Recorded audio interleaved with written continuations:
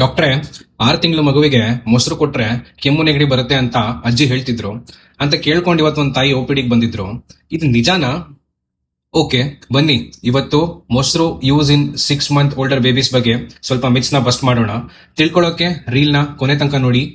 Firstly, ಮೊಸರು use ಮಾಡೋದ್ರಿಂದ ಕೆಮ್ಮು ನೆಗಡಿ ಬರೋದಿಲ್ಲ. ಕೆಮ್ಮು ನೆಗಡಿ ಯೂಶಲಿ ಬರೋದು ವೈರಸ್ಗಳಿಂದ. ಸೊ ನೀವು ಸೇಫ್ ಆಗಿ ಮಕ್ಕಳಿಗೆ 6 ಮಂತ್ಸ್ ಆದ್ಮೇಲೆ ಡಯಟ್ ಅಲ್ಲಿ ಮೊಸರನ್ನ ಇನ್ಕ್ಲೂಡ್ ಮಾಡಬಹುದು. Make sure it is at room temperature, ಅಂದ್ರೆ ಫ್ರಿಡ್ಜ್ ಇಂದ ಡೈರೆಕ್ಟ್ ಆಗಿ ಕೋಲ್ಡ್ ಮೊಸರು ಮಕ್ಕಳಿಗೆ ಕೊಡಬಾರ್ದು.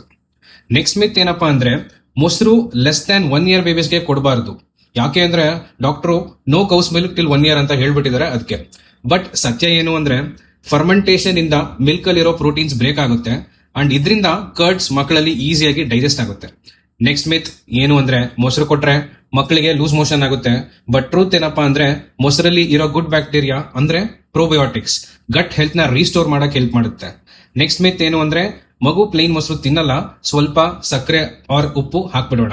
Never start salt or sugar in baby still 1 year. ಅದ್ರ ಬದಲು ನೀವು ಮೊಸರನ್ನ ಫ್ರೂಟ್ಸ್ ಜೊತೆ ಆರ್ ರೈಸ್ ಜೊತೆ ಮಿಕ್ಸ್ ಮಾಡಿ ತಿನ್ಸ್ಬೋದು. ಇದೇ ರೀತಿ ನಿಮ್ಗೆ ಏನಾನ ಡೌಟ್ಸ್ ಇದ್ರೆ ಕಮೆಂಟ್ ಸೆಕ್ಷನ್ ನಿಮ್ದೆ. So please like, share and follow for more such tips.